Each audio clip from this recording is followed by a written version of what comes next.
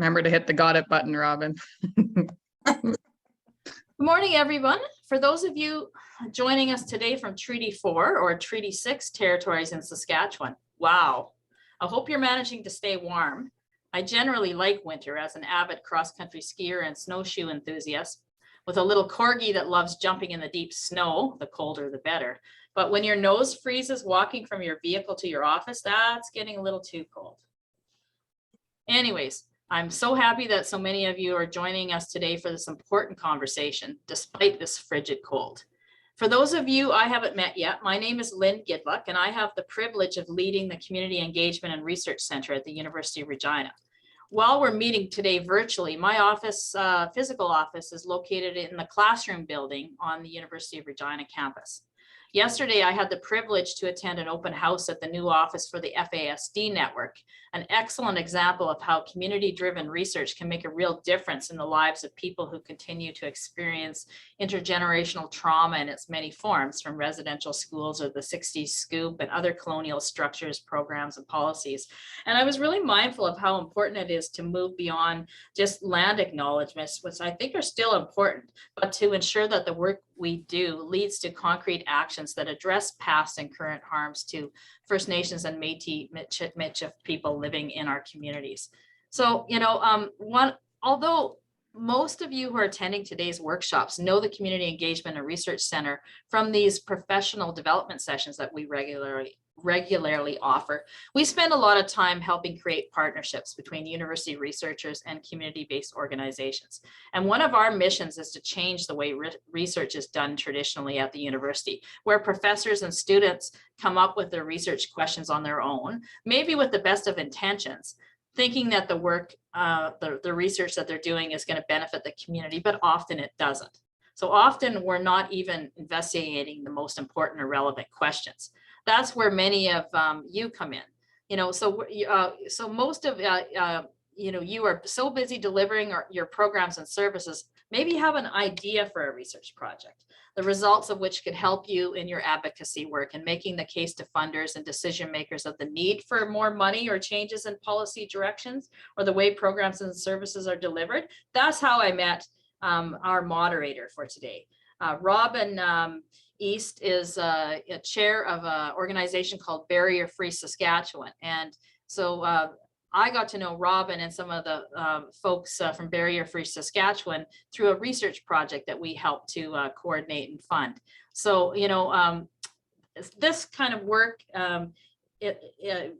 please feel free to call at any time if you've got ideas and you just want to brainstorm how maybe you can work with the Community Engagement and Research Center and people throughout the University of Regina.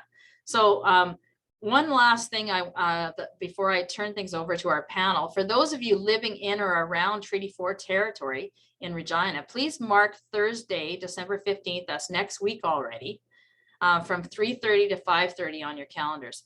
We're excited to be working with our good friend Colleen Stroud from Luther College's Nonprofit and Voluntary Sector Studies Network and people from the university's new Center for Experiential and Service Learning on a fun networking event. And it's going to be out at Wesley United Church. We'll put some information in the chat box for you about location and that. So to kickstart the holiday with us and come, I want to meet you in person. Some of you I already have met in person, but many I haven't. We promise the event's going to be a chance to eat some good food, visit with colleagues, and hopefully meet some people from the university that can help in other ways in the important work you're doing. So without further ado, I want to turn things over to our moderator for today, Robin East. By day, Robin works for the Canada Revenue Agency, but please, please, please don't hold that against him. Robin is one of the Community Engagement and Research Center's newest board members. Robin is also one of the founding members and chair of Barrier Free Saskatchewan. So I want to thank him for the incredible energy and commitment he's shown in bringing us all together today and agreeing to be the moderator for this important discussion we're going to embark on momentarily. Some of you may have heard his interview this morning on CBC Radio's morning show. Really, you did such a great job on that, Robin. Thanks again for everything that you've done on this to bring us together today. Today is the third of 8 workshops that the Community Engagement and Research Center will be hosting between now and next June, aimed at helping better serve diverse community members and improve organizational culture in our workplaces. In the interest of time, I'm not going to read the incredible biographies of our panelists. I'm sure many of you are here today because you've already read them on the Eventbrite site when you registered. And you were drawn here because of just how impressive this group of people are, you know, and anyway, so joining Robin today are Eileen Lenny Koshman, Chelsea Weiser, and Brenda Edel. Thanks, Robin, for rounding up such great panelists for us. And just one last thing before I turn things over to Robin, I just want to give a quick thank you to our sponsors for this event, the President's Office at the University of Regina and the South Saskatchewan Community Foundation. A special shout out to Pauline Street, who is the Senior Advisor to the President of our University on Equity, Diversity, Inclusion, and Anti-Oppression. Thanks to our sponsors, we're able to continue to offer sessions like the one you're attending today at no cost. So here you go. I'm passing it over to you, Robin. Well, thank you so very much. I'm really excited to be here, and I'm even more excited because we have 3 panelists that to me are very dynamic in all that they do. And when they come to the table, they bring forth all kinds of positive ideas and generate great discussion. So I'm very excited to get going on this. I'm totally blind and I do use a guide dog. I've been employed for many, many years, and I've been an advocate in the community for such a long time. And that's all I want to say about me for this at this point. And I want to start getting into some of the things that we've come here to learn about, and that is how we can support employers in their relationship with employees with disabilities, in looking at and hiring persons with disabilities, and how we can make those relationships grow. So with that, I'm going to go in turn to each of the panelists, and I'm going to ask them a bit about, first, tell us a little about themselves and just talk about a bit about their stigmas and that kind of thing in the workplace, and then I will go to the next panelist. So with all of that in mind, I'm going to start with Eileen. So Eileen, can you introduce yourself and just talk a wee bit after you discuss some of your lived experiences, but more importantly, the things in regards to the stigmas that you may find either in the workplace or as a student. Sure. So hi, everyone. My name is Eileen Lenny Koshman, and I am presently a third-year University of Saskatchewan student.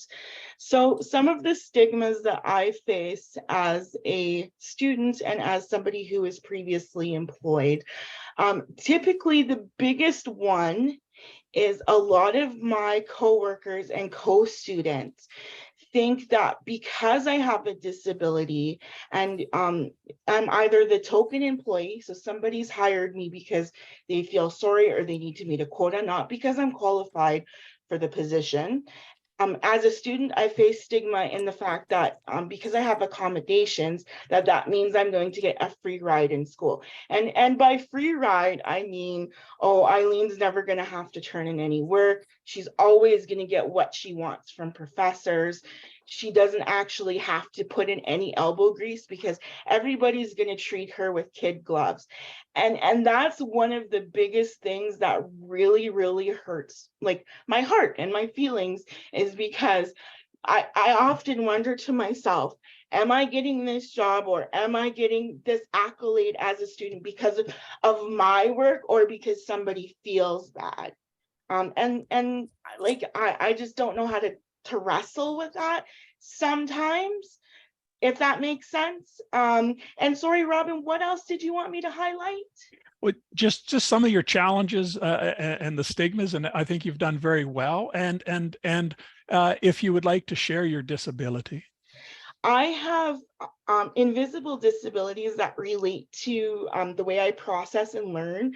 So some of my invisible disabilities include dyscalculia, which is a disability when it comes to math and numbers. Although ironically, I do math every day and everything that I do. So it just depends how it's presented. My visible disabilities are to do with my sight, because I'm nearsighted in one eye and farsighted in the other, and my eyes don't work together as a team. And I'm a wheelchair user full-time as a result of cerebral palsy. Well, thank you so very much for that, Eileen. I really appreciate it. Mm-hmm. Brenda, would you like to go next? A little bit about yourself and some of the challenges and stigmas in your workplace. Sure. My name is Brenda Adele. I'm a mother of 2 adult children. I am I'm happily married, living in the rural area of Saskatchewan. I actually was very excited to hear your cross-country skier, Lynn, because we groom our 40 acres with cross-country ski trails. So waiting for this cold snap to break. But anyway, I'm someone who is registered blind, partially sighted. So I too I classify myself as having an invisible disability, because often I get asked at work, well, by managers will say, well, you say you can't see very well, so should we phone the health services and ask, what you can see? And I'm like, sure, go ahead. But I am someone who I'm employed full-time. I work for a company that I don't feel understand what it's like to have an invisible disability, because of those peculiar questions like, should they talk to health services? Another interesting stigma and comment is when the changes happen within the workplace and I'm asking questions and trying to have input to ensure that my adaptive speech software is what I use on a computer, because I can't see the screen, I want to make sure it works so that I have a job, and I'll say, well, can I be involved in this testing process, whatever. And I hear, don't worry, we'll look after you.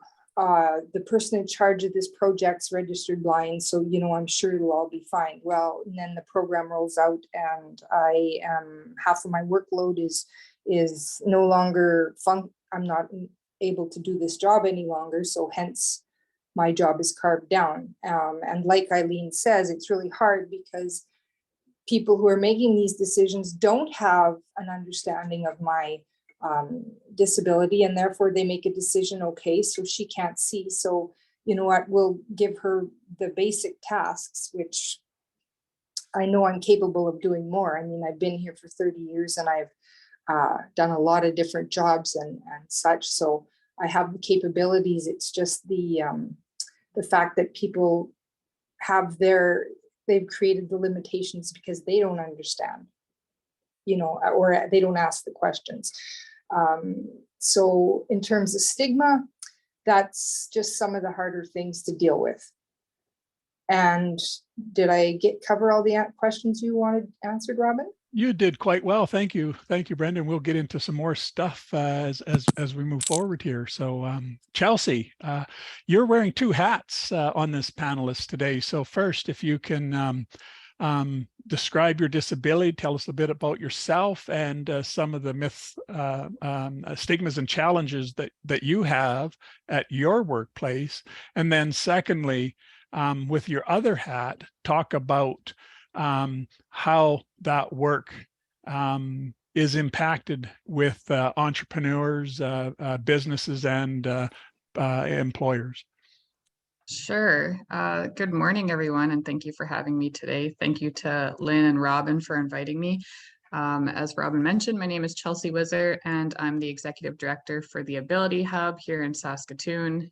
We are formerly the North Saskatchewan Independent Living Center.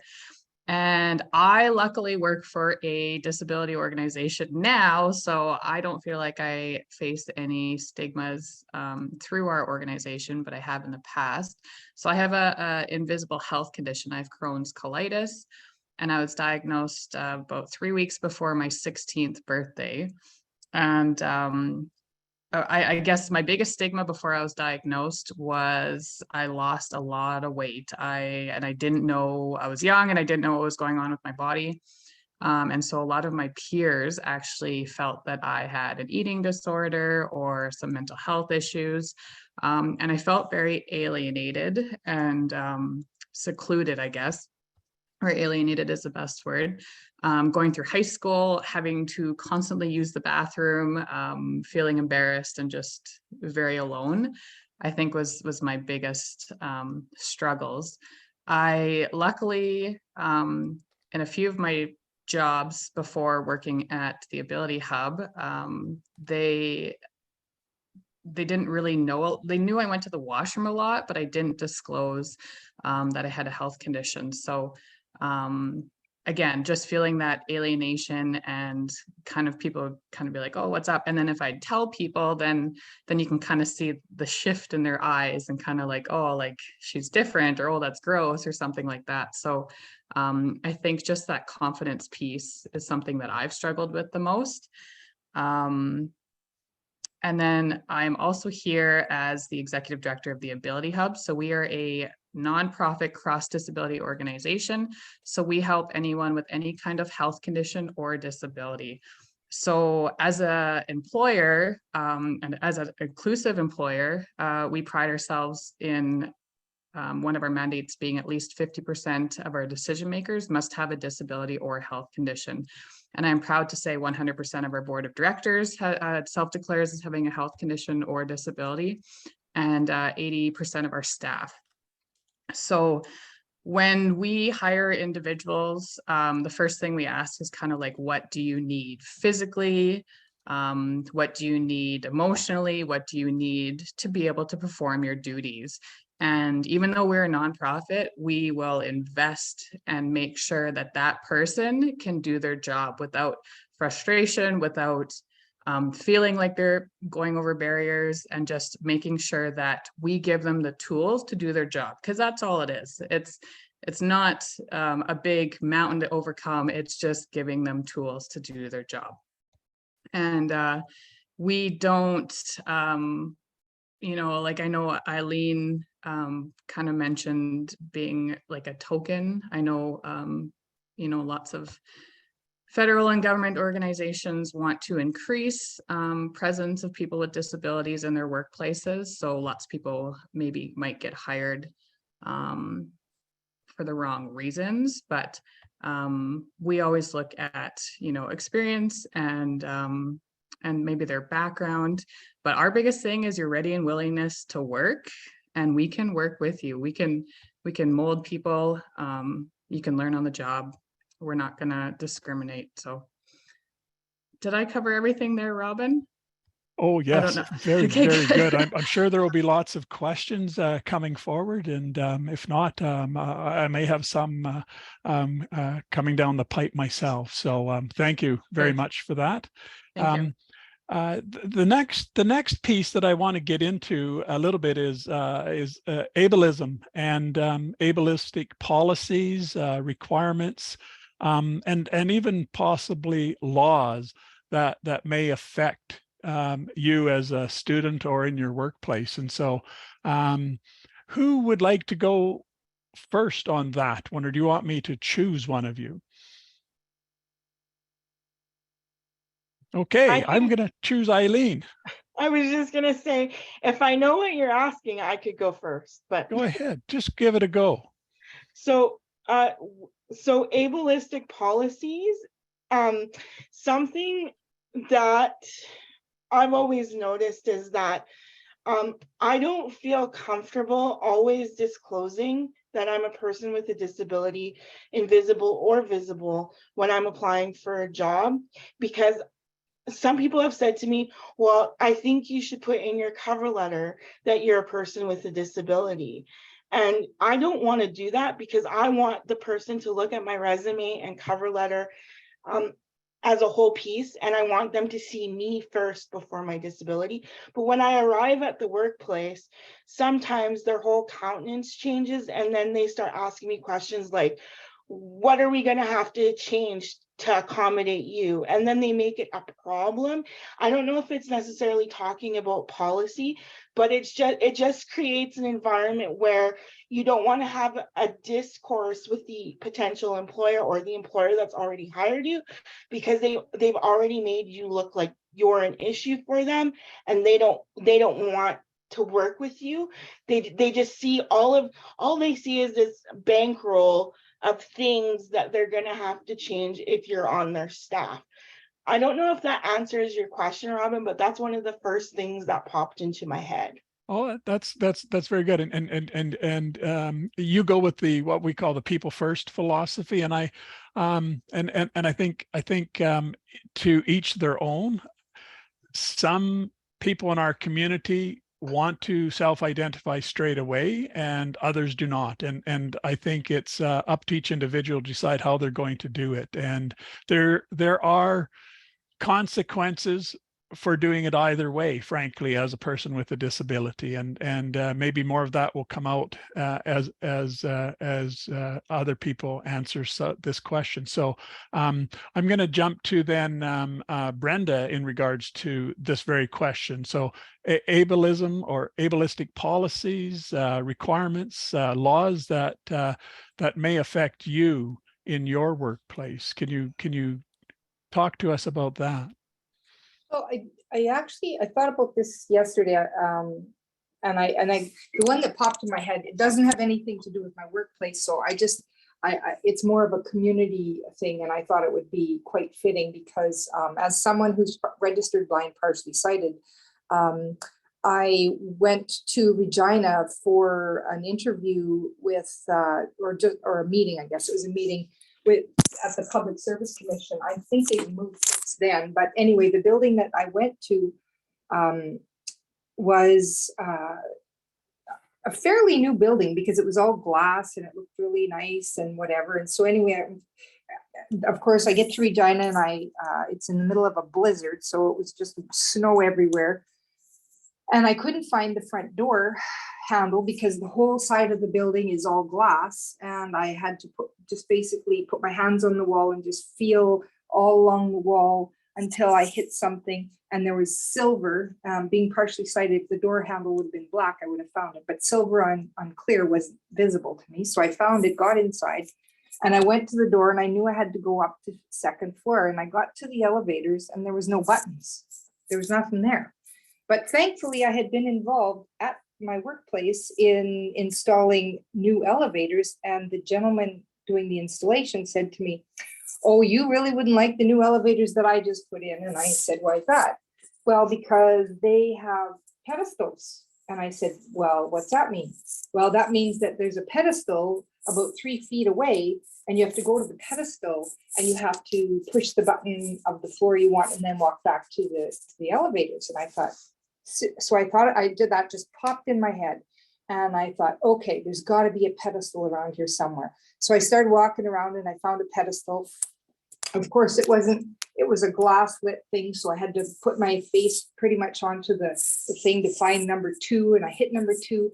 And then I thought, okay, so now what? So I walked over to the door and I heard the elevator open and close. Like there was just, you had to be quite speedy. I was like, okay, back I go to the pedestal, face to the glass, press the number 2, and I raced to the door, and the door I heard open, I jumped inside. Once I was in there, I thought, uh-oh, there's no buttons. I was like, this is not good. No audible, no nothing, and no signage, no anything. So the elevator goes up and opens the door, and I thought, oh, okay, I hope this is the right floor. Get outside the door, no signage, no anything. So I had to start listening. Thankfully, I heard the lady's voice who I was meeting with, and I just followed her voice until I got to the room. Well, by this point, I was really stressed out. And she goes, "Are you okay?" And I said, "Oh, yeah, I'm good." She goes, "You don't look very good." I said, "Well, I'm a little stressed. This is not the most accessible building that I've ever been to."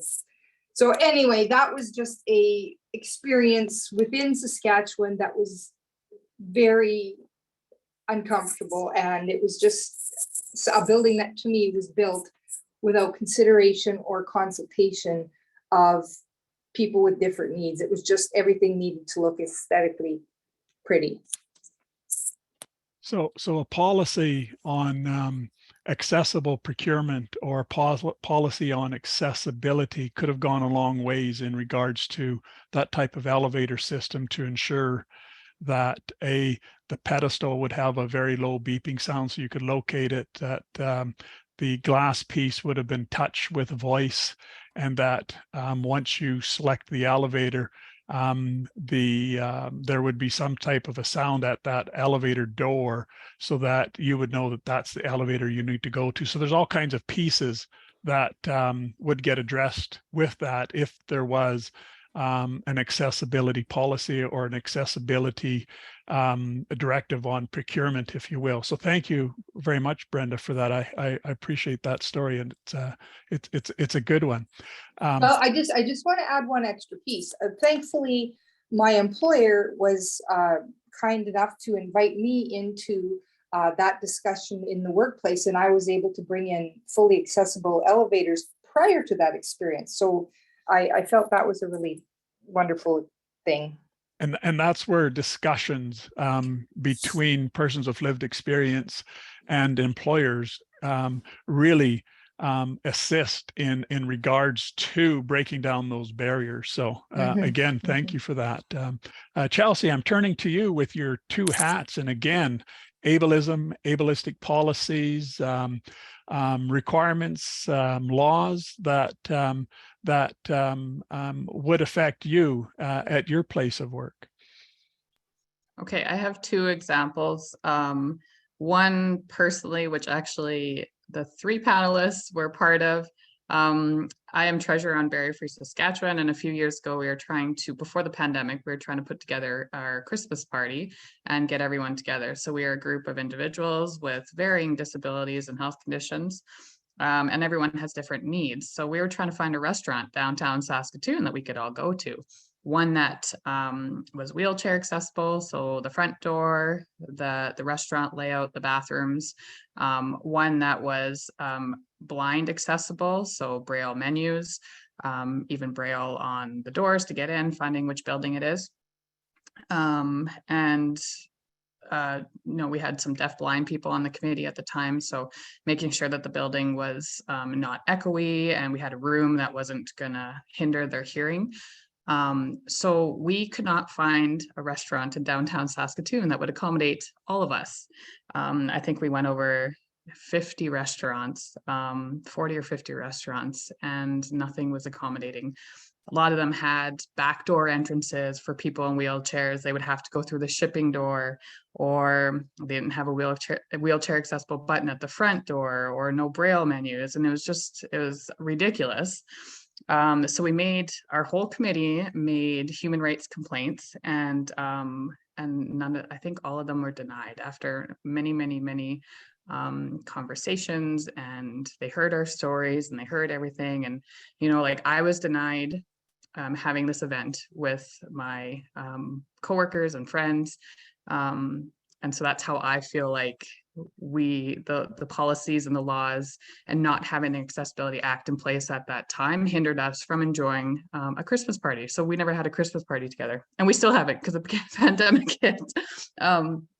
But that is my first one on like a personal level, and always, even in university, just having Crohn's, it was very hard. You got to make sure that you have, you kind of know where the bathrooms are, and kind of, okay, it takes me this long to get from this class to this class. Where's the bathroom on that way? So just making things kind of more difficult if there's not bathrooms along the way, or if there's only one bathroom and I know I'm going to have to wait, then I have to go somewhere else.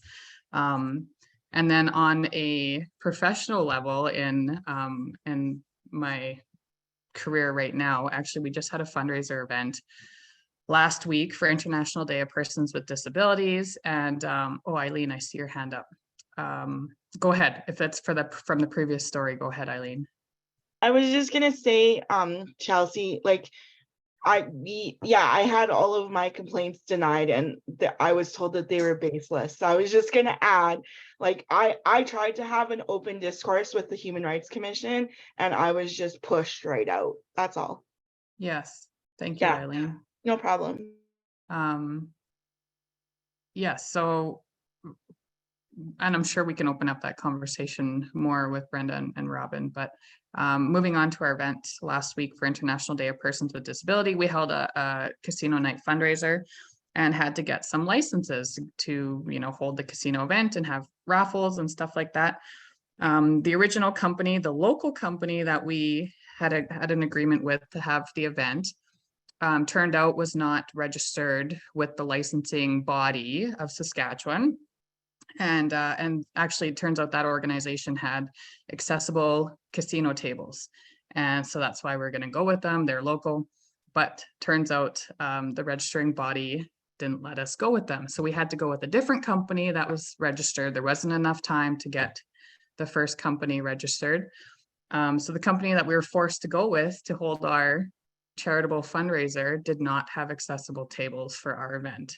So it was very, very disappointing, and I felt like my hands were tied, and it was just very unfortunate. So that's something that I've dealt with recently with regards to policies.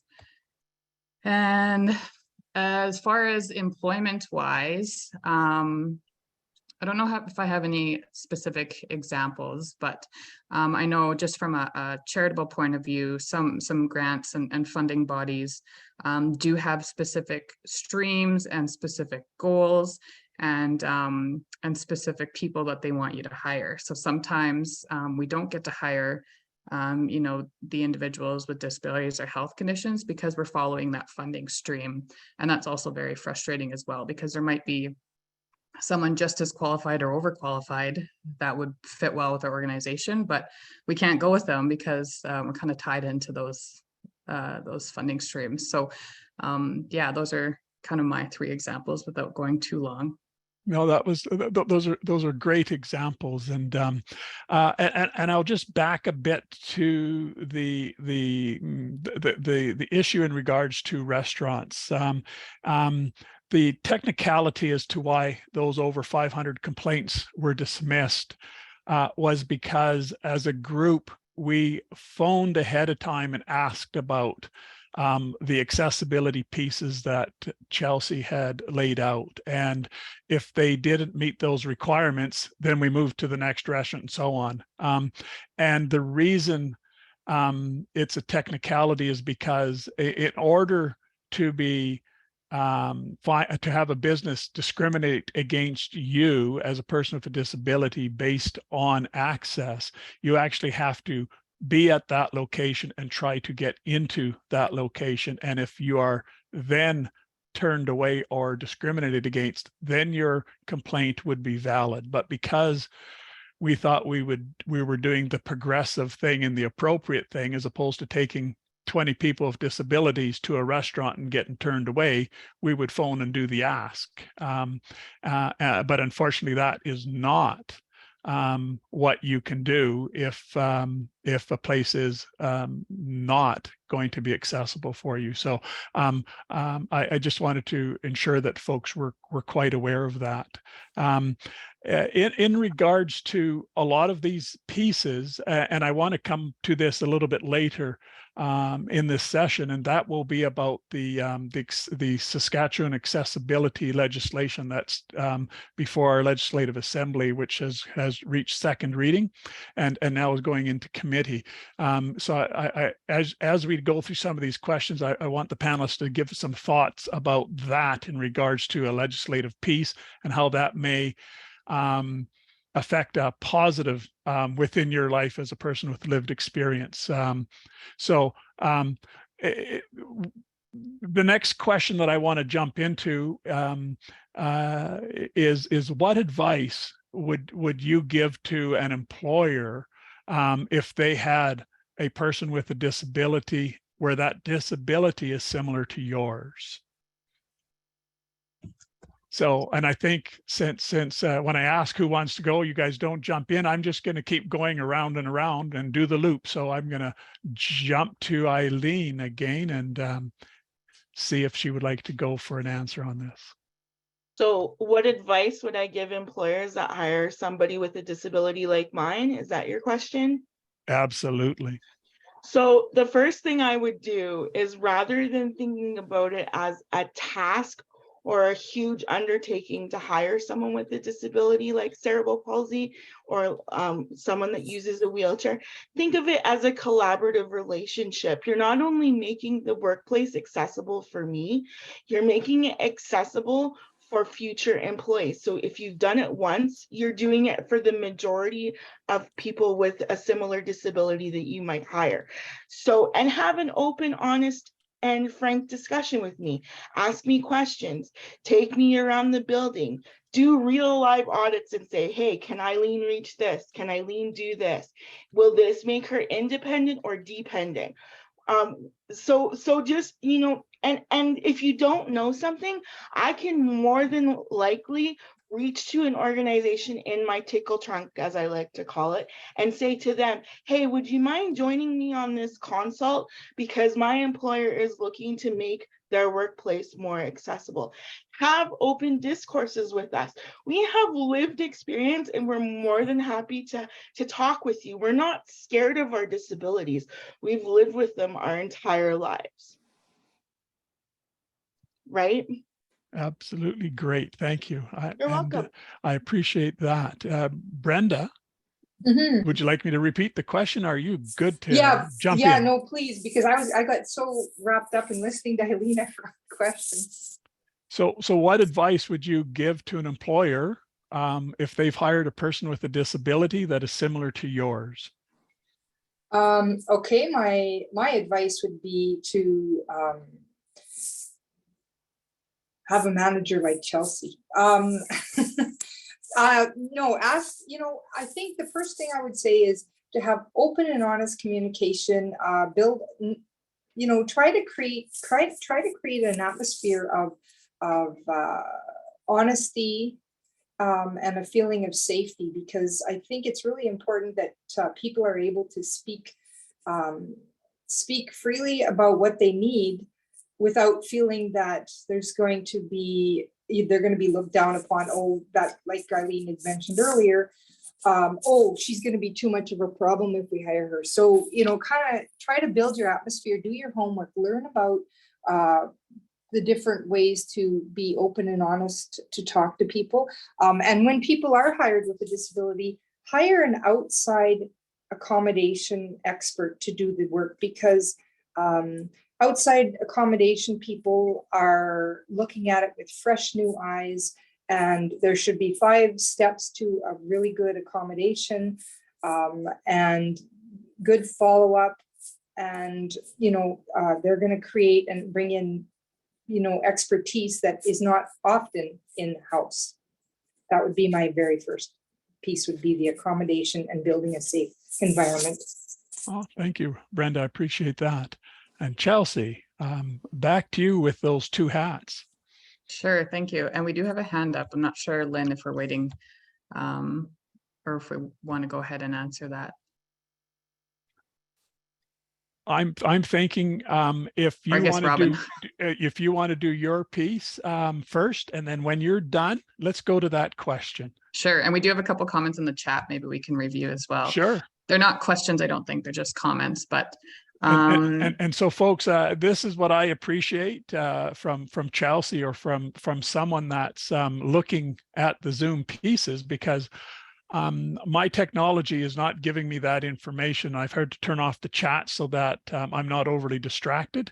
And for some reason, my Zoom is not telling me when hands are up or not at this point in time, so I can't go and look at that. So I appreciate, Chelsea, you telling me these pieces, and we can jump into it. But please let us hear your thoughts on this particular question, and then let's move to the chat and the hand that is up. Sure. Thank you, Robin. I'm just going to mention one last thing that I thought of about the previous question and policies, and that's actually digital technology, as you mentioned, your technology, Robin, but PDF documents are not accessible. I'm just going to put it out there. I know lots of government organizations and lots of organizations that use PDF documents because they can't be changed that easily, and yada, yada, yada.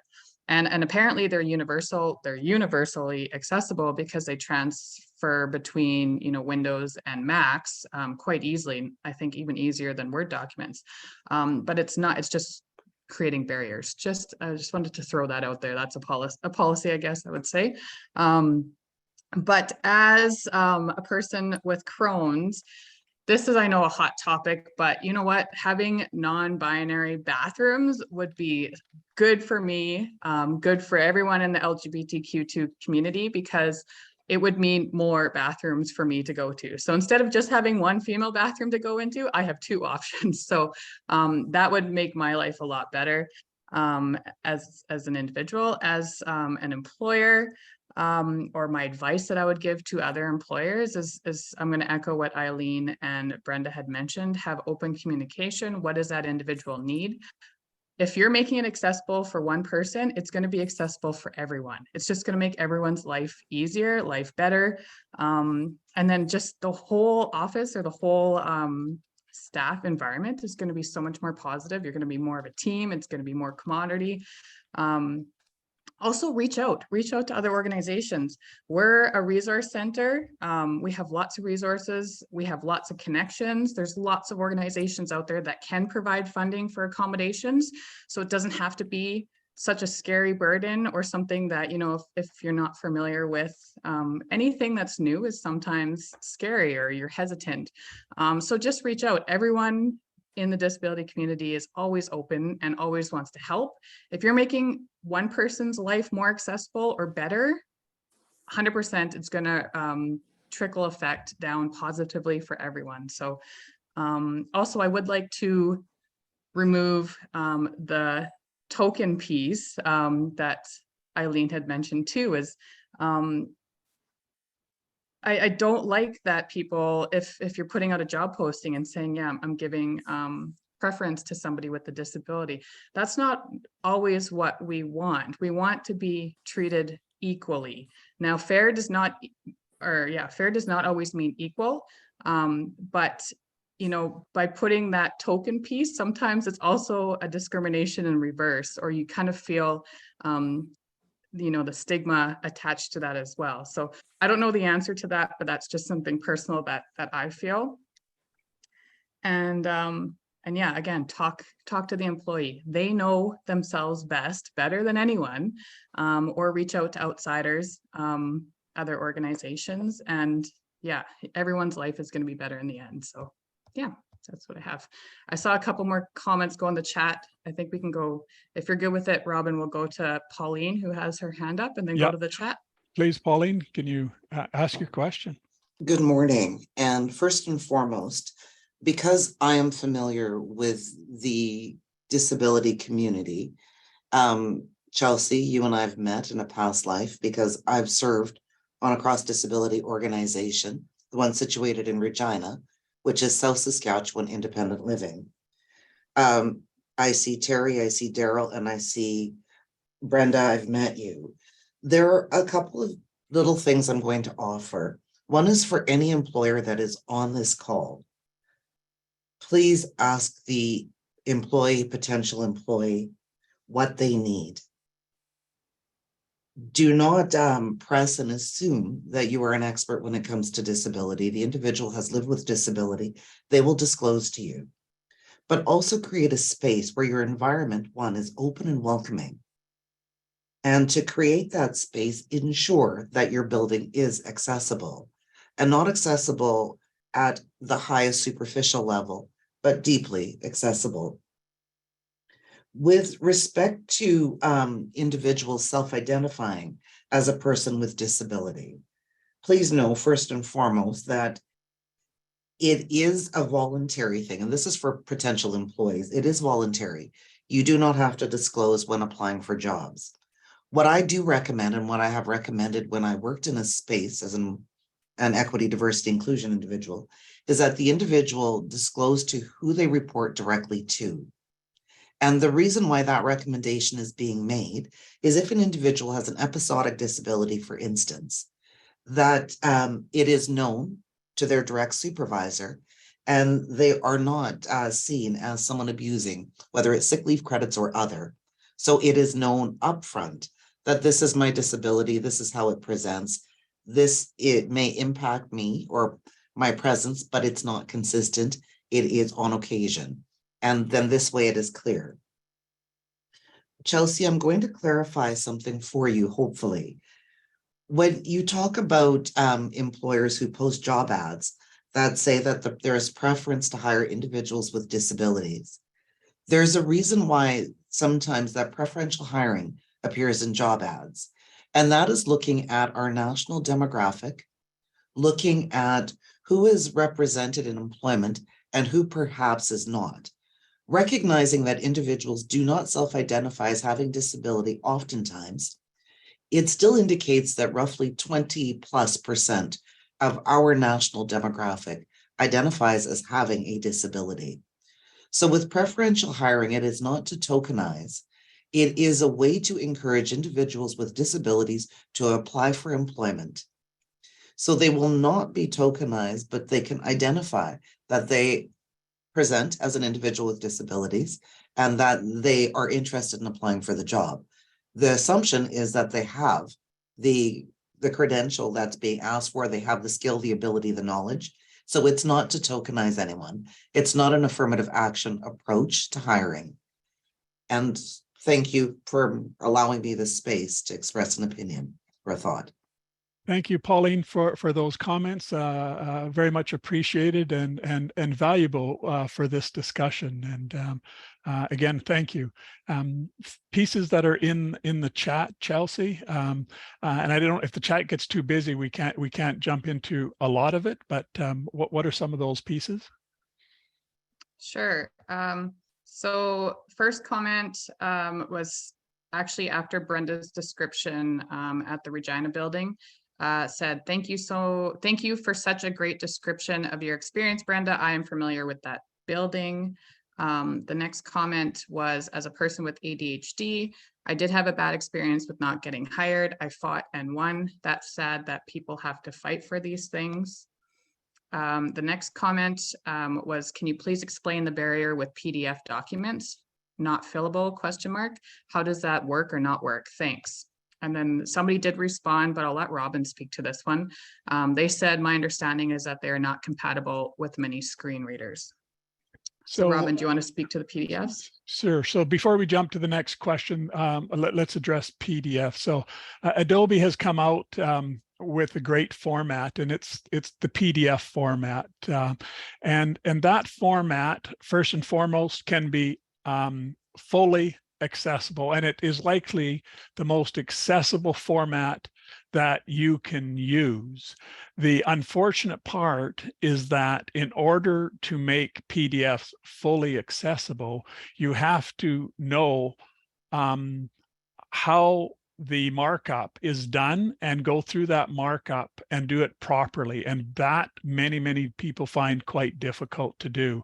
And in the end, you end up with a document that is not text-based, but rather an image of the text. And that's where screen readers will have issues in regards to accessing that information. If it was text-based, it would be then a flat document and one can actually go through it. But if it's more than 2 or 3 pages, it needs to have proper markup so that persons using screen readers and other adaptive technologies would be able to jump through that document easily. So that in a quick nutshell is the issue behind PDFs in regards to why we consider them not accessible, and especially coming from the blind community, if you will. So the next piece that we're going to jump into, folks, is a question in regards to allies. And one of the pieces that I want to talk about is an ally can be a person with a disability or can be a person without a disability. But how can an ally help in regards to making a workplace an inclusive place. And so with that, I also will say that self-advocacy is one of the pieces that tends to happen as you're a person with disability if you're employed. And it's also done by persons without a disability if they also want to be an ally and start addressing some of the accessibility pieces. And an advocacy or an advocate is like a catalyst that mixes with an ally and inspires empowerment. And when we say that, it simply means that if you can bring other people into the fold and have those discussions and get them onto the same page, it helps with that discussion that you're going to have, and it'll help break down those barriers because you've got more people to discuss, you've got more ideas, you've got more momentum, and you have support. So with that, I'm going to bounce back to Eileen and ask her, is there one thing in regards to an ally and support that you can think of that will assist in making a place more inclusive?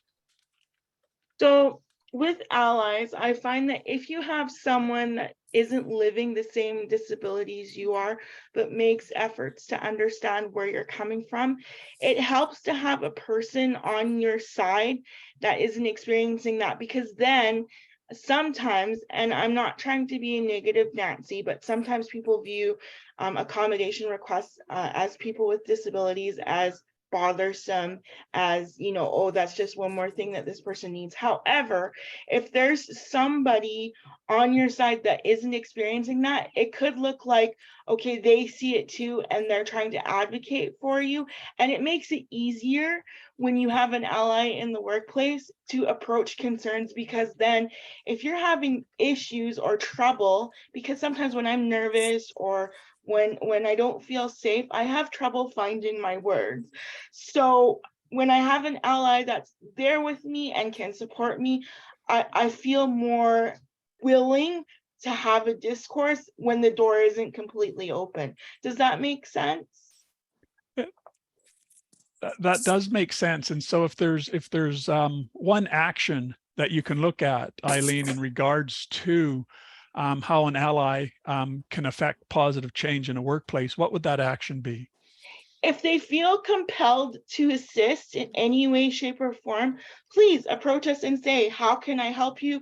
How can I make this easier for you? Do you need a neutral individual to sit in with you? Is there any help that you might need? That's the biggest thing, because I find that sometimes allies, even though their hearts are in the right place, they're not always, they don't always know how to ask how they can help us, right?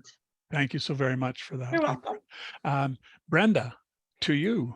Okay, well, this is actually a fun one for me because I was fortunate enough to be asked to do an event, a facilitation, how to become an ally for someone within the union with the Saskatchewan Federation of Labor. It was a lot of fun, and I learned a lot. There's lots of things you can do to be an ally, whether you're an individual or in the workplace, by making sure things are accessible. One of the fun things that we talked about in our facilitation meeting that we had was, we had nurses there, and they were saying like, oh, you know what, I'm going to bring in, we've never had disability discussion within our group. Maybe this is something we could do. Another idea is to get involved in a disability organization support group and learn about other disability groups, and just learn more and be able to talk about things. But I'm going to on that note, I'm going to reflect to nothing about us without us, because there's nothing more frustrating than somebody who thinks they know how I see and they tell me this would be better for you, when indeed they don't. Now I'm going to use my mother for an example. She has been with me. I lost my sight at age 11, but even now she'll say, oh, you need to read this. And I have to say, Mom, I can't read that. And because she forgets. But on the other hand, she might say, you can't do this. Well, yeah, I can. Don't speak on my behalf. Because I learned this lesson very sharply and quickly when I went for a walk with a friend of mine who's a wheelchair user. We're walking down the street, we're going to go for lunch. And I turned and I go, let's go here for lunch. And then as soon as I got closer, I realized there was a big step. And I realized, okay, this is not your platform. Shut it down. And I turned around and said, you tell me where we're having lunch. Because you know what? I didn't clearly understand her barriers. And that's why you never speak on someone else's behalf. So becoming an ally means open and honest discussion, getting involved, and just being there with an open mind. Thank you, Brenda, for that. I appreciate that. Chelsea, over Yes. to you now. So first I want to say that everyone here should consider themselves an ally. Just by being here today and wanting to learn is an ally. Education is key. Education is power. I'm still learning in my role every single day. Yet, like Brenda and everyone, I have to echo, nobody fully understands what someone's health or disability might be like in day to day. And I'm constantly learning. So education and communication, talk to people, teach people. I'm constantly telling stories to my friends and my family just to kind of educate them on different accessibility needs and barriers. And I think I know I'm just being cognizant of time. I'm just gonna quickly go back to the token hiring as well. To Pauline's comments, I'm very aware of our demographics of people with disabilities or lived experience and the employment sector. I'm just saying, as myself, I feel like it feels negative to be like, oh, I can apply for that one because it's got a disability flag on it.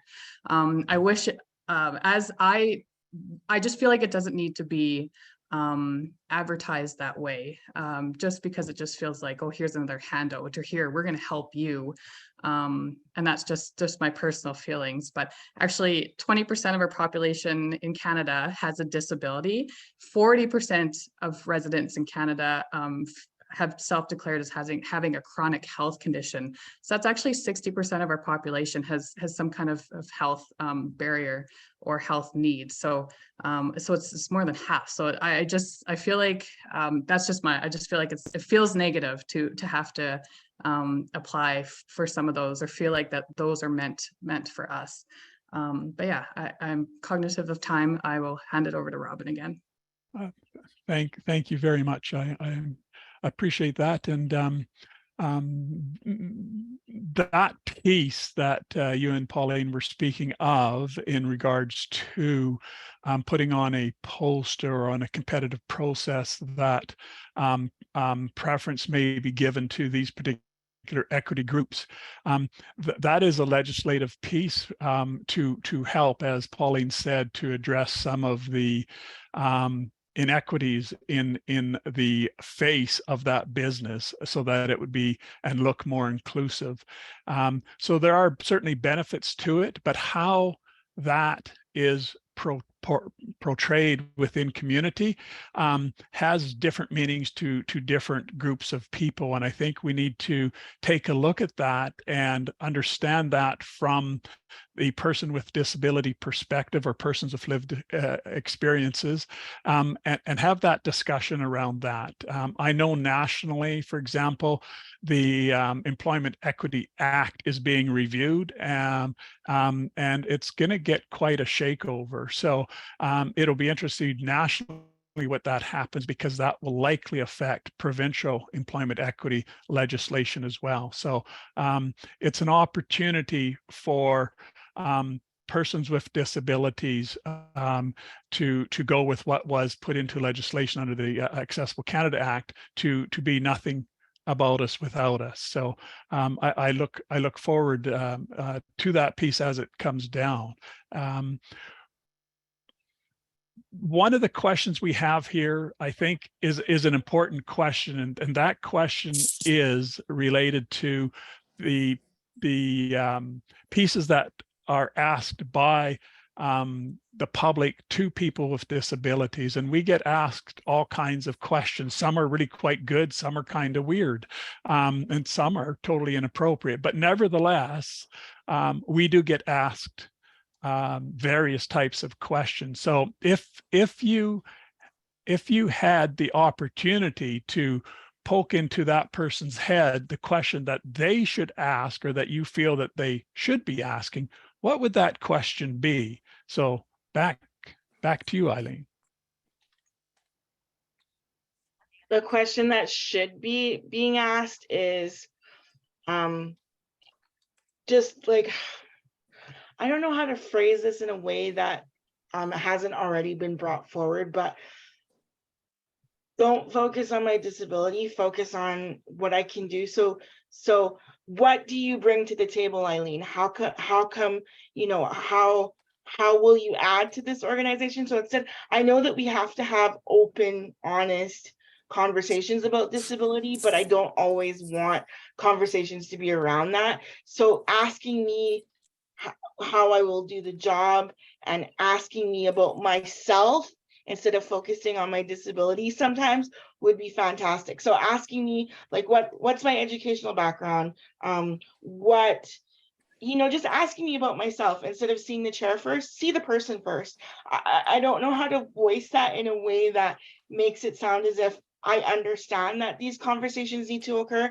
I just don't always want it to be like under this disability framework. I'm sorry if I'm not making 100% sense in what I'm saying, but I'm trying to convey my point. So Robin, if you need to ask any follow-up questions for it to be clear, please go ahead. No, I'm good. It might be that we get some people asking in a bit. And Lynn, if you can let me know when we need to go for questions. So with this, Brenda, how about you? That was a tough one. I'm kind of like Eileen, because we've kind of covered it before, and Chelsea, all of us have kind of gone around that same circle: education, awareness, open and honest. So the physical question, I really just hope that every work environment creates a safe space and the opportunity to have people say, okay, I see, or not I see, there's, what is it that you would need to make your workspace totally compatible and accessible? It's a question that is not asked. It's always assumed. Even back when I worked for the CNIB, they assumed because they worked there, they knew what I could see and what I couldn't. So there's too often an assumption. There has to be more open and honest communication. And sadly, sometimes you don't feel that safety in a workplace because you're feeling that maybe you will threaten your opportunity to be working there. But to me, and I'm somebody who's always worn my heart on my sleeve. So that's a tough one for me, but open and honest communication has always been number one, because I learned it back years ago. You don't have communication, you don't have a marriage, you don't have a healthy family, you don't have strong relationships in the workplace, politically, or anywhere. Okay, thank you, Brenda. Chelsea. So I'm going to go back to being allies, and maybe I would say that people should be asking ableists the questions. And if you hear stigma or ableism, ask that person, like, why do you think that way? And maybe challenge their thoughts and teach them, like, no, you shouldn't be thinking that way. Teach your kids. Children are the most clean slate. They don't see people for their chairs or their disabilities, or they look different, or they see them as people. And it's society that changes their thinking as they get older. And I can't portray that enough. We need to teach our kids better. We need to eliminate the stigmas. And as allies, we can do that. We can ask people, the ableists, those questions, and demolish their their thinking or, these stigmas that they have. So I think we need to be asking the questions and just getting rid of those stigmas, because that will trickle down into people's feelings and how they feel when they're, in society and how they're integrated. It doesn't need to be that way. I think we are all human beings and we all get up in the morning. It just looks a little bit different, but yeah, that's what I'll speak to. Thanks. Well, thank you for that. The next piece is an interesting question, and I'm curious. And so if everybody on this Zoom call can sort of put a hat on, and whether you are an employer or not, let's say you are an employer. And so this next question is of great interest, and I'm curious as to the answers from the panelists. And so the question that I'm going to put to each of you, and you haven't received this one ahead of time, but I think it's a good question. So why should an employer hire a person with a disability? What will they gain from that? I can go first on that, Robin. Thank you. I don't have my stats in front of me, but I can tell you that individuals who self-declare as having a disability or health condition are going to be more loyal to your organization. They're going to stay on as employees longer. You're going to have lower turnover rates, and your productivity in the end is going to be higher. So I think those are all bottom line focuses that you can focus on if there is an employer that's worried about costs of accommodations and stuff like that. Costs of turnover are much higher. Thank you. And I will speak as somebody who works with staff. So I have to hire my own staff for my personal care needs. And from that experience, I'll wear that hat for just a second. From that experience, I have hired individuals with invisible disabilities. And you know what? They're, from my experience, they're teachable. They want to learn and they want to do their job correctly. They're passionate about their work, and they want to ensure, like, they're such perfectionists. They're like, am I doing this right? Because I hired a young lady with autism, and she always wanted to make sure that she was doing everything correctly. And so I appreciated that, because she came to me and she's like, Eileen, did I turn you correctly today? Did I do this correctly today? And I was so appreciative that, even though at first I saw it as, oh, Susie, that's not her real name, Susie needs constant reassurance. But then I flipped the script and I said, no, it's her just making sure that she's doing things correctly for me. And so I looked at invisible disabilities in a new lens, and it helped me to see that, there are people that just want to do a great job for you. Thank you, Eileen, for that. Brenda, comments? I'm going to flip that one sort of on its head, because that question makes me think back to when I was in elementary school and I lost my sight. And my mom and I, first of all, they wanted me to go to a separate school somewhere else, way far away. And mom and I went to the school board and said, no, she's staying with her brother and her friends. And then same in high school.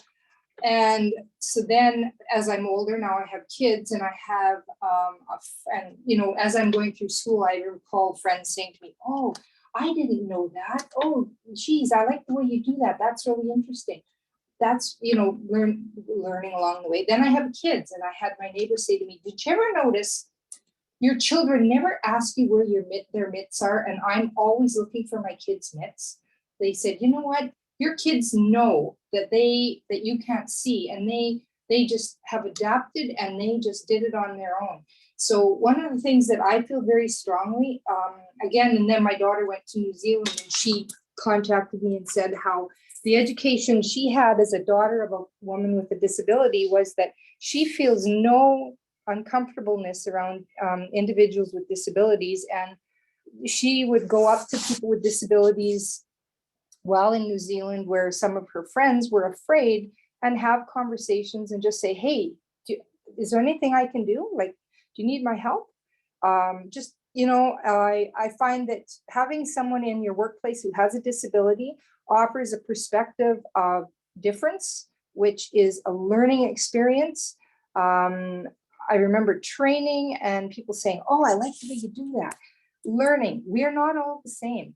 Every one of us is so different, and we all bring something to the table. And just like Chelsea, Eileen and I've learned so much. I'm on committees with both these ladies and Robin, and I learned so much about disabilities, like Chelsea said earlier, just by having conversations. And this learning, education is key to success. And an accommodation for me means a benefit to someone else. For example, I needed, before I lost more sight, I needed a special pen to do my job. I found other people suddenly saying, I need that same pen because I can't see. So you know what hiring someone with a disability is going to benefit everybody. It's a totally learning. Thank you very much for that. Another piece that I want to jump to is sort of in relations to allies, and but it's more on a community level. And so thinking on a community level, what can community do to assist employers, employees with disabilities, potential employees with disabilities, affect positive change in regards to the workplace?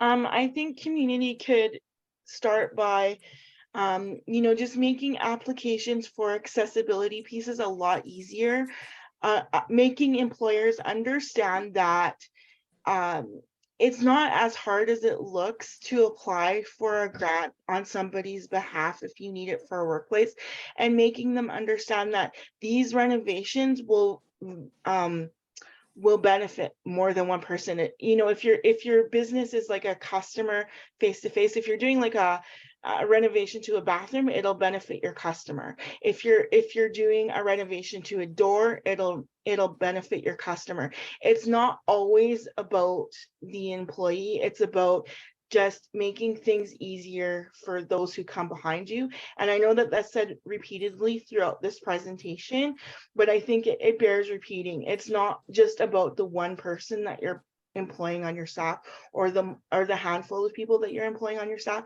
It's about the people that come in behind you. It's about making that place, like quote unquote, even though it's a general statement, forever accessible, because it'll always be accessible to someone, right? Thank you so much for that. Brenda, thoughts? In terms of community, I think, again, this is kind of a repeat message from all of us, is that open communication. Like when I spoke about that building that wasn't accessible, I come across this very, very often every day, and I feel my anxiety levels skyrocket when I go into a building and it's not accessible, and I'm trying to avoid not falling downstairs or running into glass walls or whatever. It's about having, in a community, having universal design and open communication, and consulting with all individuals, not just having the upper echelons who make the big bucks. They don't always have representation of people with disabilities. So there needs to be people with disabilities at all tables to ensure that people's needs are met and that all the resources are tapped into. Thank you, Brenda. Chelsea. Oh, those are tough comments to follow. Mm-hmm. I have to agree with both, and especially Eileen. If you can make your physical location accessible, you're going to have way more people come through your door than not. And going back to even the employer side, we are very loyal. If there is a restaurant or a business that is accessible and we're treated right, we're going to keep going there. We're going to spend our money there. So getting stuck on that accessibility costs is not right. Yeah, I think that's all I'll speak to because Brenda and Eileen covered those very well. I think I've seen a statistic, and I'm going to have to find it, but I'm going to go out on a limb. I believe the statistic was persons with disabilities hold about $5 billion. And when you look at that amount of money, if your workplace or your business is accessible, you're going to bring that money in from that community. So it's a community you don't want to neglect, and that you want to make sure that you welcome them and invite them in. And so it's something to consider from a business perspective. And so I leave that thought. I'm hoping that there are questions because we're quickly coming to an end. And if there are no questions, I have one other piece that I will ask, but I'll wait to see if are there any hands up or questions. There is one hand up from Alyn, I believe, if I'm saying that right. Alyn, go ahead, please. Oh, yeah, just give me 1 second. Can you guys hear me? Yes. Yeah. Okay. I had my headphones mic on, so I just want to make sure. What would you recommend for employers that are creating jobs that are designed for someone with lived experience? So like, for example, a marketing position for someone with lived experience to make sure that promotions and communications are accessible. How could we like advertise the job to make sure that people experiencing disabilities feel safe and welcome to apply? Like if they've been continually or systematically challenged kind of within the employment process, but also make sure that we're avoiding this aspect of tokenism or things being seen kind of as a handout, as you mentioned, Chelsea. I can say a quick comment on that. I think using the words like accessible and inclusive environment, most people with lived experiences are aware of those terms and will understand that, you know, you are being fully inclusive. And even like stating, you know, like accommodations are available if needed and stuff like that. So it's just showing that, you know, you're very welcoming and inclusive. I don't know if Eileen or Lynn, and then, you know, going back to our demographics and our statistics, it is well aware that people with disabilities are underrepresented in the workforce. So try and ensure your staff and your workforce reflects our population. So at least 20% with the disability and at least 40% with chronic health conditions, without having to display that everywhere. But again, it's great. It's still a good initiative. It needs to be done, and I don't know if I have all the right answers for that, but hopefully that helps. And Eileen, I see she unmuted, so you can take over if you want. I don't want to interrupt you, Chelsea. No, please go ahead. I just wanted to say one of the biggest taglines that I look for is, please advise us as an employer if you need any accommodations through your interview or hiring process. So that tells me right there that this employer is mindful of people with differing needs through the employment sector. Does that make sense? Yes, thank you. Brenda, do you have any comments? No, I don't think so. I think the ladies covered it quite well. Okay. Are there any other questions, folks? If not, I'm going to push one to the group. I see Jane has her hand up. Jane, did you still have a question? Go ahead, Jane, if you do. Thank you. I'm wondering about websites. I'm responsible for 2 websites, and I understand that greater contrast is helpful, but what else? Can I speak to that one? You can, yes. Okay, let me step back a minute. Robin is the resident expert, but I'm going to speak to that because I struggle with this all the time. There's many things about a website that needs to be considered, but I'm going to say this from a partially sighted blind person. The accessibility of speech software and contrast is important, and it depends on who you are too. Like for Robin being totally blind, he wants total JAWS. Actually, and now that my eyesight's failing, I have moved from a visual, good contrast, bright colors to JAWS because I just have less vision and I need to use that. So it's very unique to each individual. So there's WCAG compliance, which that is Robin's specialties. How about if you share that piece, Robin? I was going to get Jane to ask her question again to make sure I had it correct, because I don't want to go down a rabbit hole that she's already aware of. So Jane, can you repeat your question for me? I would like to know how we can better design websites so that they are more accessible for people with various kinds of disabilities.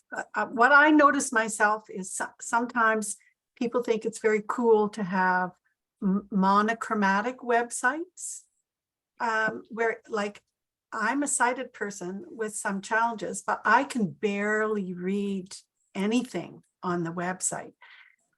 So I understand contrast and color, but I don't know what JAWS is. And I don't understand the speech part at all. Okay, you don't have to know the various technologies at all. What one will have to have an understanding of, especially if you're a developer of a website and are designing a website, and there are two standards you need to look at. The one that's been in place in Canada, United States for a while is the Worldwide Consortium's Web Content Accessible Guidelines. And most provincial governments have it set to the 2.0, 2.1 levels, and you have to meet what we call the level AA standards. If your website meets those standards, then it will be accessible for it'll be accessible for most persons with disabilities using the various technologies like Dragon Naturally Speaking, which is a speech recognition program. It will be good for technology like Zoom Text, which enlarges text on a screen, and it'll address those pieces. It helps with looking at the color contrast, make sure that the ratio is correct in regards to what the various colors are, so you don't have them all blend together.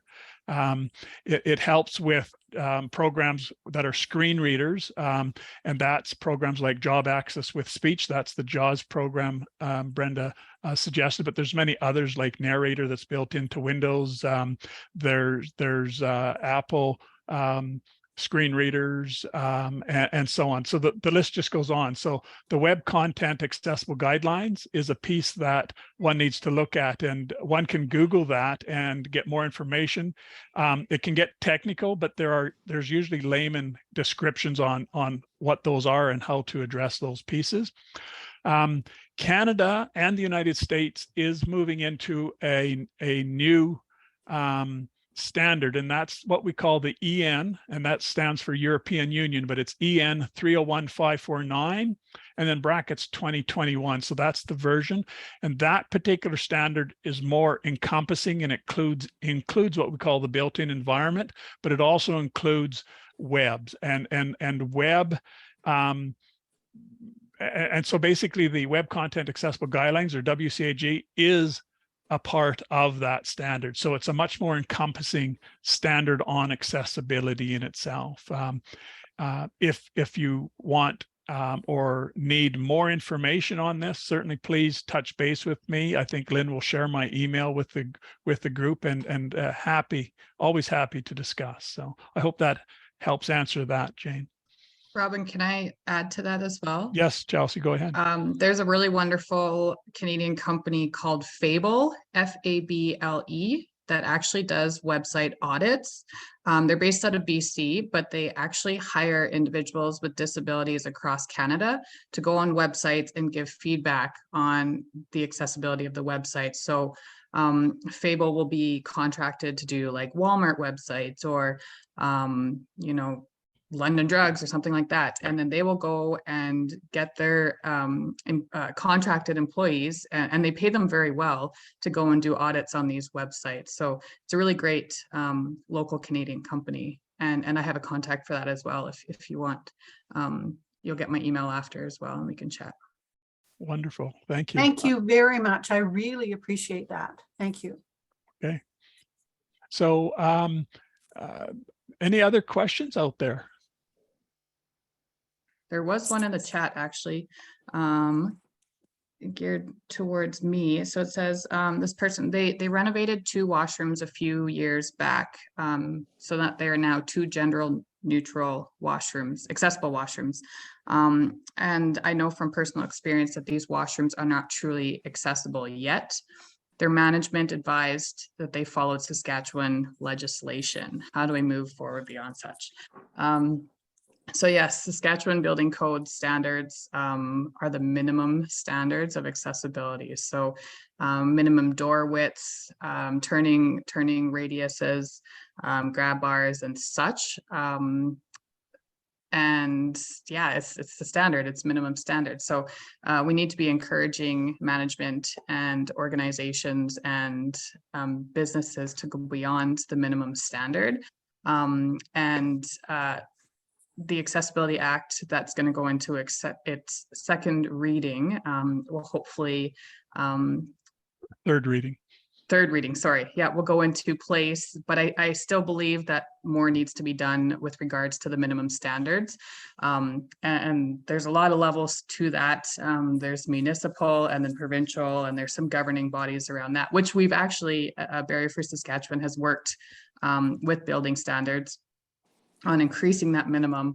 But I don't know when we will get there. So I would say encouragement, if you have somebody in your organization that may be, needing more accessibility, then talk to your management, show them even if you have to, and just kind of, and then if you have to, you could go to human rights complaints, like our previous story.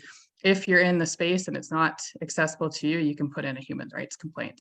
And it sounds a lot scarier than it is, but you're not going to get red flagged or frowned upon. The human rights of Saskatchewan, I can't even remember what it's called, but Daryl Sieb, who's actually on the City of Saskatoon Accessibility Advisory Committee with me, is very, very good. And they will help you with, completing your complaint. They will go through all of the steps with you, and they do truly want to help. But sometimes the policies are in place that they can't. But if you're in the space, or if somebody knows in the space and it's not accessible, you can go to human rights. Thank you. And I don't know, Robin. And that is Yes, the Saskatchewan Human Rights Commission. Thank you. Second, building standards will not be built into the Saskatchewan Accessibility Act. So folks need to know that. So it's an important piece to understand. Lastly, I'll repeat. Can I add one more thing? The new standards. It's the sorry. EN for European Union. So EN 301-549 and in brackets 2021.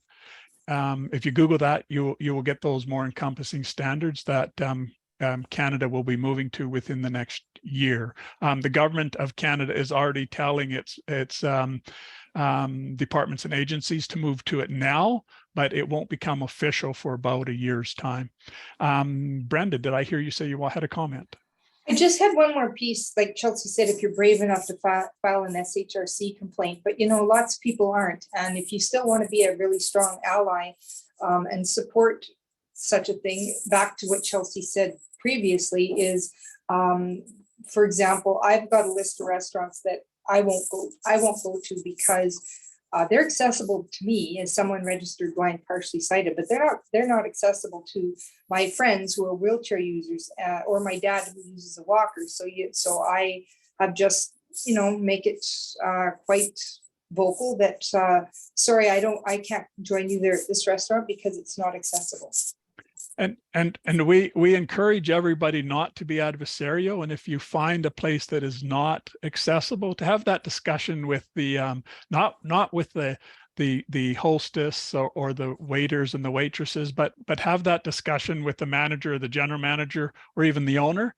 Failing that, then you go to the next levels, right? So it makes sense. With that, I think we're we're close to the end. I'm looking for Lynn for direction, but in the meantime, any other questions? No, I think we've come to 11:30 and it's the time that we're officially going to let everyone go, but watch for that email that'll be coming from me, which includes a link to the recording. We hope that you will share this with your colleagues and friends that we hope will also be interested in having better cultures in their workplaces and in the community around this issue. We will include those emails for our panelists who have all very graciously said that they welcome questions that you may have down the road about issues of accessibility and inclusivity. And in the message that I sent to you today, I'll send you more information about that event that's taking place next week, our Community Connections event, which will give you an opportunity to meet other units and centers on campus that provide services to people working in the community. So with that, happy holidays to everyone as we move into this busy season, and hope to see you soon. Please don't be strangers. If you have any questions about the university at all that you would like answers with, by all means, reach out to me. I'd love to have a coffee with you, or just meet over Zoom to talk about what we can do at the university to provide further assistance to the amazing work you're doing. And I want to thank the panelists so very much for coming on board and speaking with their hearts on their sleeves, if you will. So thank you so very much. I echo what you just said, Robin. I feel very privileged in the work that I do to meet such amazing people. Like almost every day I have an opportunity to meet people that just so freely willing to share their time with folks, so we can make our communities better for everyone. Thank you, everyone, for having us. Thank you. Yes, thanks for inviting.